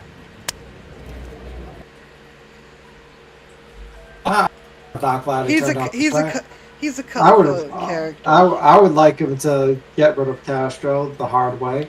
Yeah, but it's called street justice. When you find out in your hood that there's a man holding up 3 babies, breeding with them, torturing them, you really think, if those cops were 20 minutes late and Ariel rolled up, I promise you there would have been. There's something wrong. They would have already gotten in the house and gotten the other girls. You know what I mean? Yes. And also we got the 911 call of Ramsey, so we're going to play that. So we're going to listen to this him. Is from CNN too, so we're going to play it, and it's titled, The Poor People Tend to Be Very Erratic. Same. Yeah, I mean, he didn't take any of the he didn't take any of the award money, but he got money from the interviews, but he's kind of broke now again because he spent it all. So, but that's his struggle. That's his thing. Yeah. Just to let everyone know, he didn't take a dime of the award money. So, that's how it is. All right, we'll play it. Pressing play now. This is Ramsey's call to 911. Cleveland 911, police, ambulance to fire. Yeah, hey, bro, I'm at 2207 Seymour, West 25th. Hey, check this out. I just came from McDonald's, right? So I'm on my porch eating my little food, right? This broad is trying to work out the house next door to me. So there's a bunch of people on the street right now, and so we like, well, what's wrong with what's the problem? She like, this been kidnapped me and my daughter, and we've been in this. She said her name is Linda Berry or some I don't know who the that is. I just moved over here, bro. Sir, you have to calm down and slow down. Is she still in the street? Seymour Avenue. Is she still in the street, or where did she go? Yeah, I'm looking at her. She right now. She calling y'all. She on another phone. Is she black, white, or Hispanic? She white, but the baby look Hispanic. Okay, what is she wearing? White tank top, light blue sweatpants. Like a white beater. Do you know the address next door that she said she was in? Yeah, 2207. I'm looking at it. Okay, I thought that was your address. So that house. No, I'm smarter than that, bro. I'm telling you where the crime was. Okay, look, sir, we can't talk at the same time. Do you want to leave your name and number? Or remain anonymous? No, Ramsey. R-E-M-S-E-Y. Are the people she said that did this, do you know if they still in the house? I don't have a clue, bro. I just got here on McDonald's. Can you ask her if she needs an ambulance? You get an ambulance? Or what? She needs everything. She's in a panic, bro. I guess she's been kidnapped, so, put yourself in her shoes. We'll send the police out. It seems like the 911 operator's like, another call. But when you hear, like, if you're a part of, the police station and authorities, you hear kidnap, Amanda Berry, found, child with her. Most people didn't even know about it, to be honest. Well, like the police officer, because this was years. Yeah, so this was over 10 years. And you got over 11, actually. And you got to realize he's going through a script. What he's trying to do is the guy's going too fast, so he's trying to type it down. And be okay. What's your address? You need an ambulance? Do you need a police officer? Where is the person that's claimed to be kidnapped? Is there suspect? What is he wearing so they can arrest him? That's what he's trying to do. The guy's like very excited and he's trying to have a conversation but doesn't realize it's also 911 dispatch. Everybody who calls 911 dispatch is going to be excited, terrified, and manic. So it's both sides. Do you get what I'm saying? So let's get to the next part. So we're gonna jump. We watched those ones. So basically, Knight, Barry, and DeSuze and Jacqueline were all hospitalized Jocelyn. Jocelyn. Thank you. Were all hospitalized at Metro Health Medical Center on the same day. Castro was pulled over by the police and arrested in a parking lot. He was accompanied by his brother, Uni. I might have, if that's his, O'Neill. I don't know why I put Uni. I think I fucked that up. Who by was his also, brother. Just say by his brother. Yeah. By his brother. That's what you get with Zero-Matic, not 100% professional. Sometimes we mess up. Yes. Who was also arrested for unrelated offenses along with his third brother, Pedro. This caused journalists to misreport that all three brothers were suspects in the abduction. I wonder where we hear that situation where people are claimed suspects without actually verifying facts. While in custody, Castro insisted that his brothers were not involved in his crime. He confessed in much the same way as he had written his notes years before, and recognizing the facts but deflecting responsibility from himself. Portraying himself as a victim, blaming law enforcement's poor work and the victims for their own situation. 2 days after arrest, Castro was charged with 4 counts of kidnapping, 3 counts of SA, but by June 7th, this was upgraded to a total of about 329 counts of various crimes. Castro's lawyer eventually encouraged him to take the guilty plea in order to avoid the death penalty, which admissible in Ohio for an intentional induction of miscarriage. Basically, forcing 5 miscarriages is considered murder in that state. Castro was subsequently sentenced to life in prison without parole, plus 1,000 years. The plea deal was also required the demolition of Castro's house. A month into the sentence, Castro used his bed sheets to hang himself in the cell. Now, a lot of people thought it was some sort of sexual thing where he was trying to strangle himself while performing some duties upon himself, but he basically lost a lot of weight. Basically, he was on suicide watch there. And they basically were like, he hated the food there. So basically, he lost all the ability of his control that he usually had, and now he was completely uncontrolled. Now we're gonna watch him being sentenced to 1,000 years. I think that's cathartic at this point to watch this piece of shit being sentenced to 1,000 years for everyone. So let's play the 6-minute clip of this piece of shit getting sentenced to 1,000 years. Okay, this is from ABC News, and this is... Let's go to 20... Yeah, let's go to 20... Let's go to... yeah, let's go to 30 seconds. 30 seconds and give me 1 second. I dropped myself. So 1 second. You're good, Martine. I'm all set on this. You can play it, and I'm just going to clean up the salsa. Okay. Ooh, salsa. Okay, pressing play now. Was sent away to serve his life plus a 1,000-year prison sentence. One of his victims had a chance to confront her tormentor in a packed Cleveland courtroom. I will overcome all this that happened, but you will face hell for eternity. From this moment on, I will not let you define me or affect who I am. Michelle Knight spoke directly to her captor about her 11 years of living hell. As she spoke, Ariel Castro's eyes never left her, but this is the moment he registered emotion. You said at least I didn't kill you. For you took 11 years of my life away, and I have got it back. I spent 11 years in hell. Now your hell is just beginning. Knight said she's no longer afraid of Ariel Castro. As you think about the 11 years and atrocities you could inflict it on us, what does God think of you hypocritically going to church every Sunday, coming home to torture us? The death penalty will be so much easier. You don't deserve that. You deserve to spend life in prison. I can forgive you, but I'll never forget. This could be the last time we'll ever hear from Castro, who pled guilty to 937 counts to avoid the death penalty for kidnapping, rape, and assault. Michelle Knight was 21 years old when Castro lured her in with promises of a puppy for her son. Amanda Berry, 16 when she was abducted. Today, she's 27.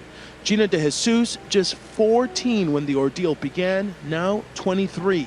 The horror surrounding this case reaching yet a new level today as he appeared to defend his actions. I just want to clear the record that I am not a monster.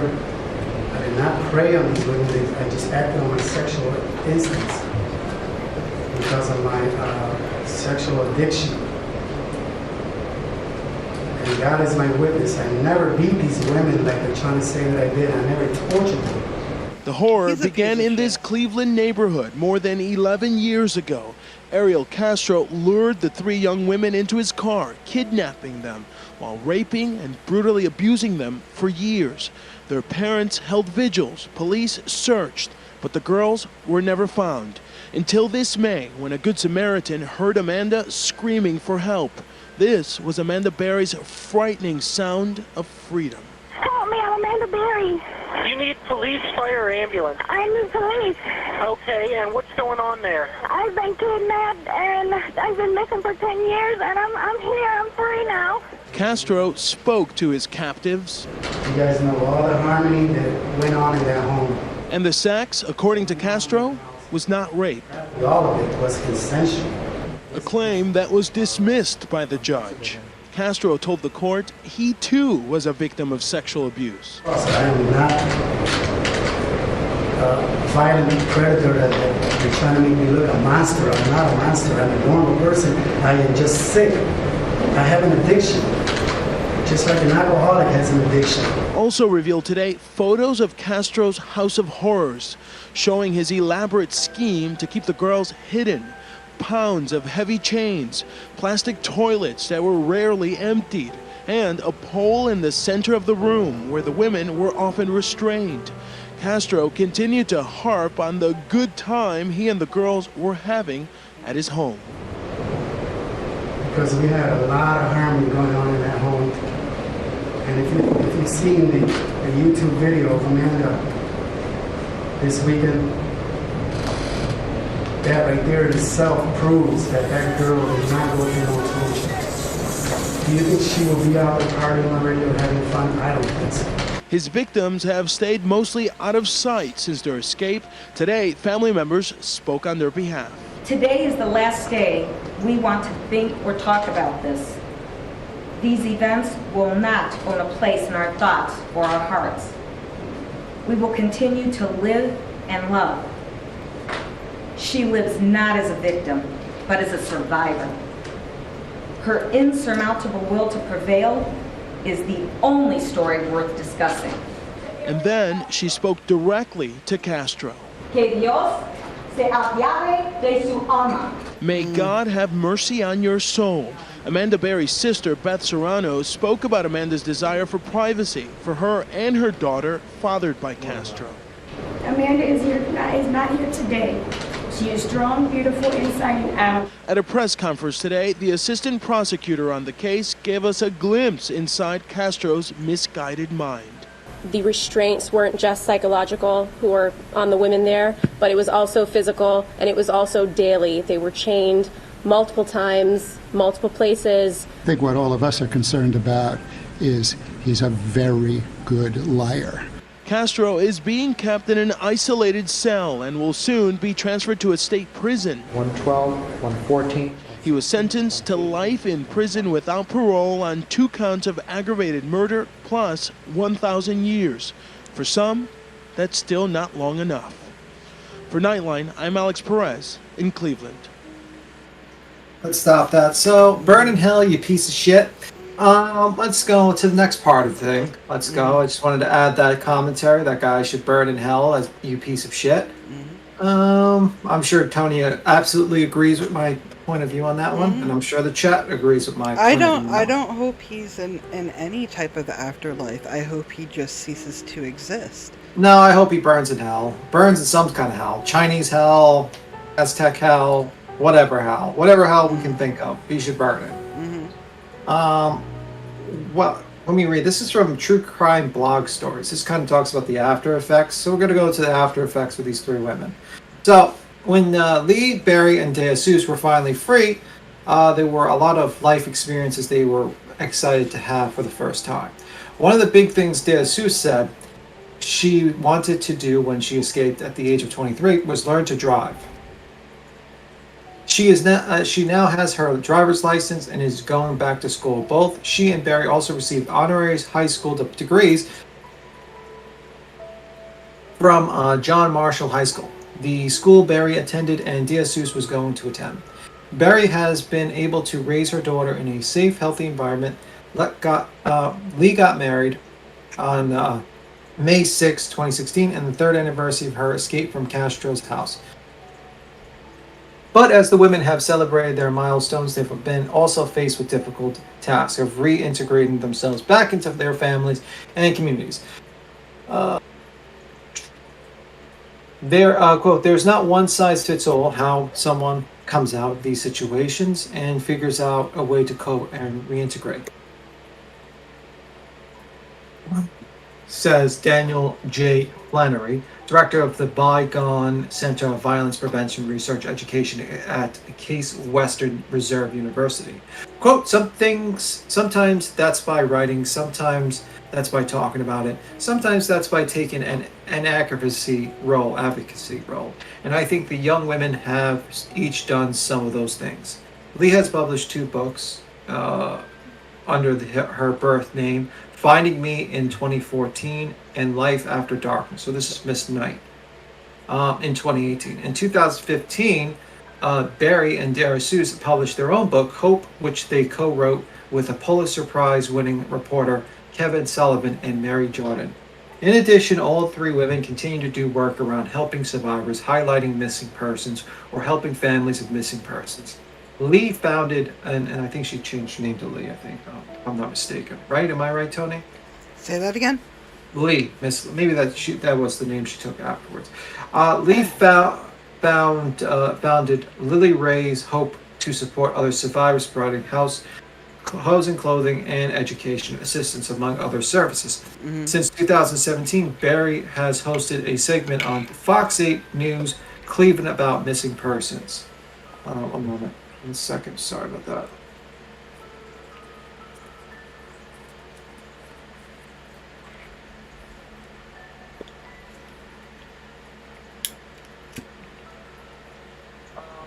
In early 2018, De Jesus became an ambassador for Northeast Ohio Amber Alert, and later that year, she and her cousin, Sylvia Cullen, announced that they were founding the Cleveland Family Center for Missing Children and Adults. The organization focuses on serving the families of missing people. The center helps them make flyers, acts as a conduit between the media and police, and checks up on the families to make sure they are eating, sleeping, and taking care of themselves. That's good.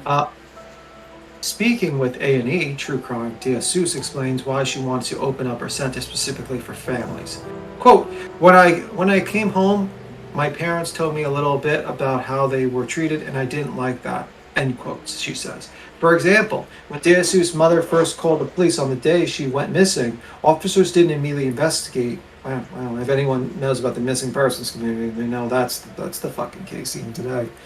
Gina case as missing child because they assumed she had run away. Colin, who also spoke with A&E True Crime, says some of the center's work involves educating police officers about how to compassionately respond to missing person reports. The center's headquarters are scheduled to open in November 2020 on the same block as 2207 Seymour Avenue, and the address of the house where Castro imprisoned Dia Seuss for nearly a decade. The house itself has been demolished. Quote, our space is located on West 25th and Seymour, right where I was held captive for 9 years, right on the corner, because I wanted to bring something positive to the street. Dia Seuss, quote, if I can be on the street, then anybody else can be on the street too. Colin notes, yes? No, Grandma Sherry said she changed her name to Lily Rose Lee Rodriguez. Yeah, that's what I figured. Thank you. Slim Mud is... Thank you, Grandma, by the way. Thank you. And she has the volcano. She knows what I mean by volcano. Mm-hmm. That's our little code for YouTube doesn't get mad at us. Mm-hmm. Or what I think of certain people, what should happen to them. Mm-hmm. Dia Seuss is seeing the effects that she has on people and remains a bit strange. Quotes, I still get happy about it, but at the same time, I'm just Gina, she says. I'm just a normal person. So let me see if there's any more. Hold on, if there's anything else. Now, there's also a little bit of other things.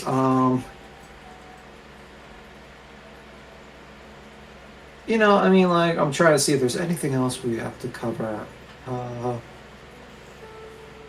They're basically living their best lives, moving on, giving back to the community, trying to make a difference, and living their truth. Living, you know, they're not victims. They are definitely survivors. Yeah. Let me read a little bit more. We're going to go to Michelle Knight. She changed her name, obviously. The day Michelle Knight was captured by Ariel Castro, she had been preparing for the fight for her life. Michelle had been on her way to a custody meeting on August 21st, 2002 for her 2-year-old son, Joey, who had been recently taken into foster care. But she was stopped on the street by a man she quickly recognized as the father of one of her friends and would later inflict unimaginable cruelty to her. And I'm reading from the article, the NZ Herald, so I guess one of those websites. Offering her a lift to the hearing, Castro said they would first stop by his house. He could give Michelle a puppy, which the young mom hoped to give to her son, but instead imprisoned her inside an unassuming Cleveland home for more than a decade. So we know that.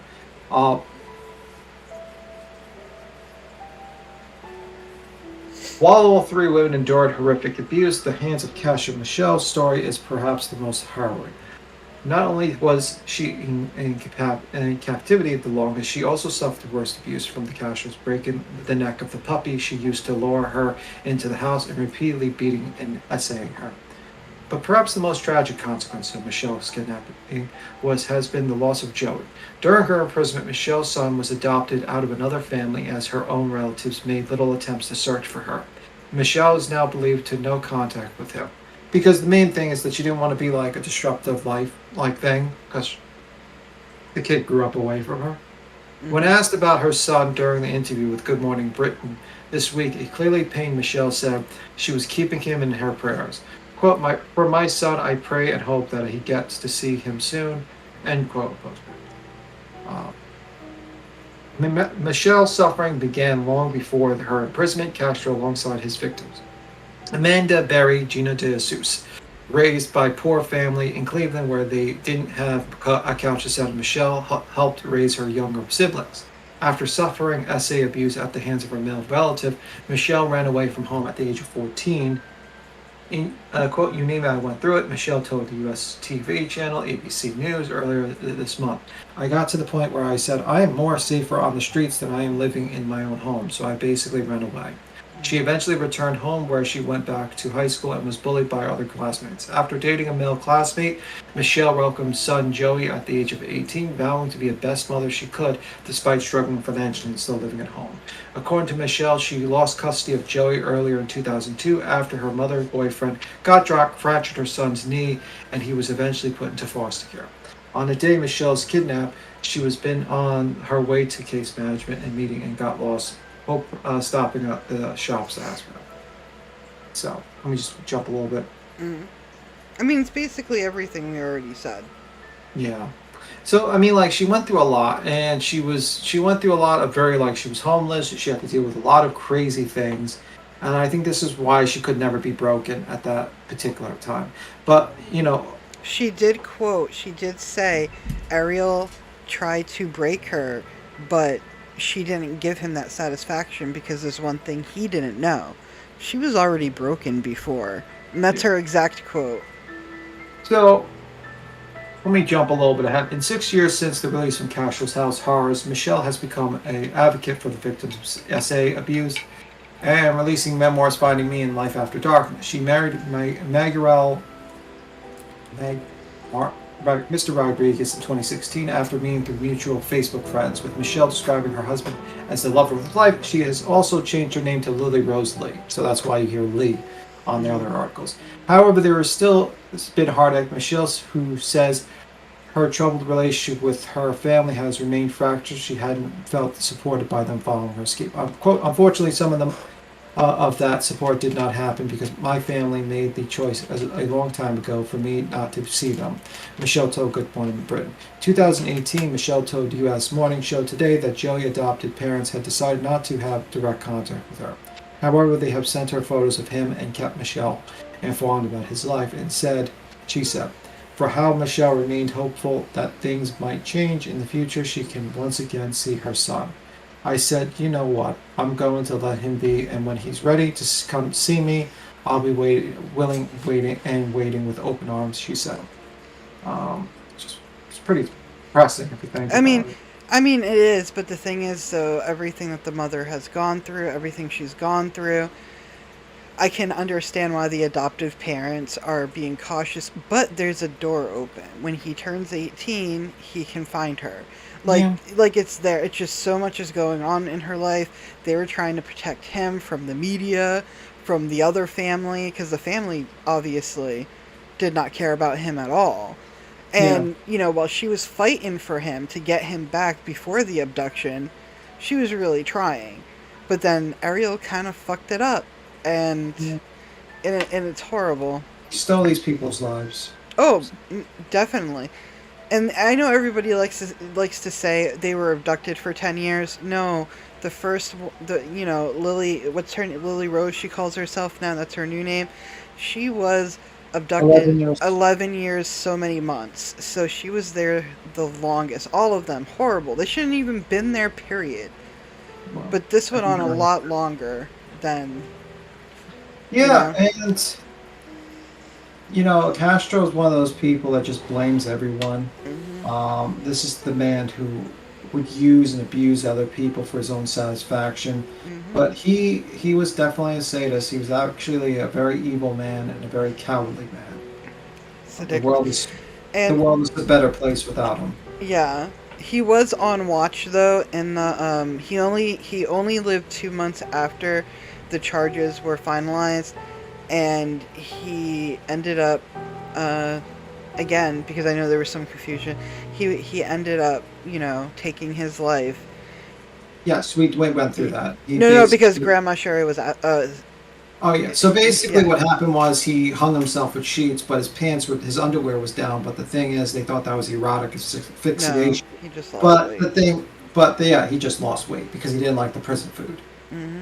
So he couldn't handle every part of his life being controlled, but he wanted to control other people. So when his power was taken away, so a justifiable punishment would have been him spending the rest of his life in jail. Possibly he's a fucking coward. He's a fucking coward. he'll possibly, be remembered as a coward. Yeah, possibly what they should have just done was paralyze him so he would be quadriplegic, so he wouldn't be able to unlive himself, and just kept him alive in the drip. But that's just me, because I'm a cruel, evil. And when I come to these types of people, cut off his doodle. Well, no, I just say, well, you're a paraplegic, you can't do anything. So I know, but you take his power came from his penis. Cut his doodle off. No, I just quadriplegic because then he might die sooner. But anyway, I don't think there's much else to talk about this story. I think we covered a lot of stuff. We might have missed, the gory details of the abuse. We don't want to get into that. Anything you guys could imagine happened. Yeah, I usually don't like to get too much into the gory details because we all know what happened. We all know that the abuse occurred, beatings and all manner of abuse. You can read it elsewhere. Yeah. And you know what? These people don't need people constantly saying the abuse and detail. I want you guys to remember them as strong, beautiful, intelligent women. That's what I want you guys to remember. Not the abuse. Not any of this. What they are now. And what they are becoming. Themselves. That's what they, Yeah. Now the next show. We are going to cover the circus. No. You want to do that? No. No, I don't know what you're talking about. Monday, there won't be a show. I go in for my final oral surgery. I'll probably be good Tuesday. I'll be good Tuesday. So it would be on a Tuesday show, same time. What do you want to do?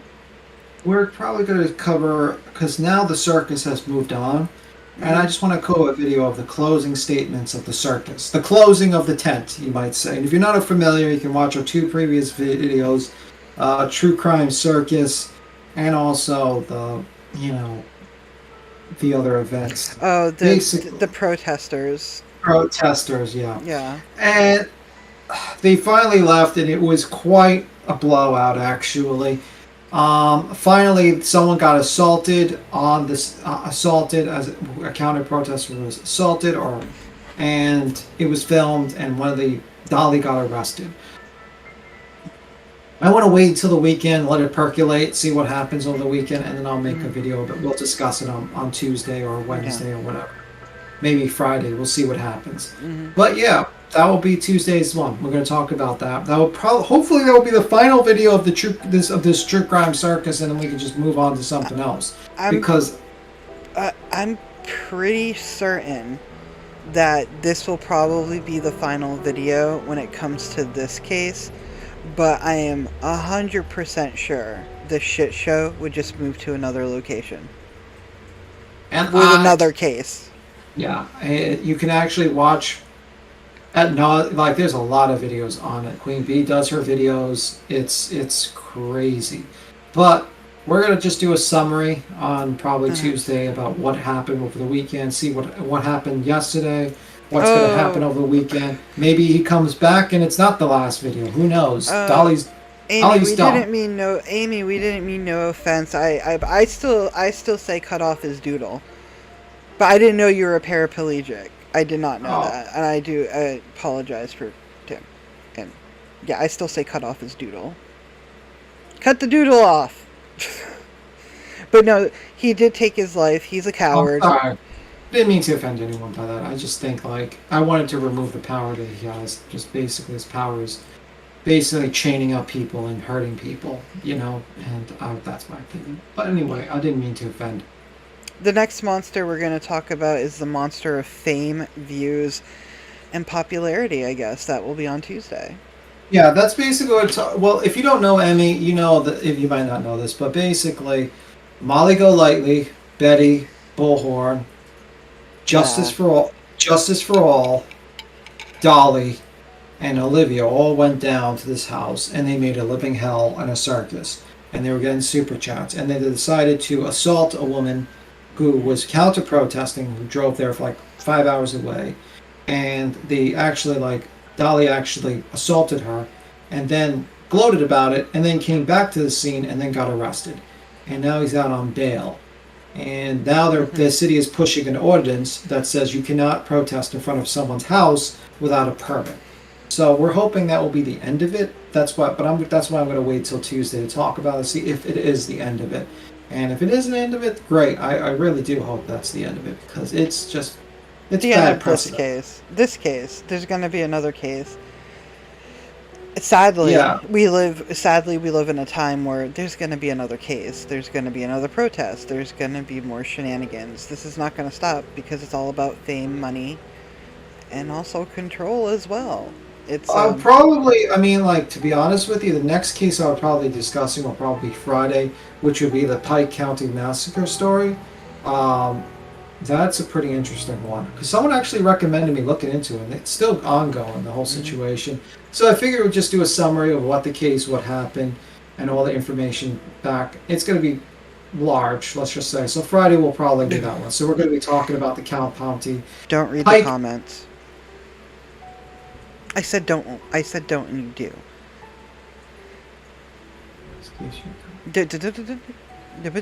We gotta go. Thank you all for... No problem. But you guys have a good one, guys. Yeah. We'll see you on Tuesday. Yeah, y'all be safe out there. Have a really good weekend. Happy Friday, everybody. Thank you for watching. Y'all who are rewatching, thank you so much. We appreciate your time with us.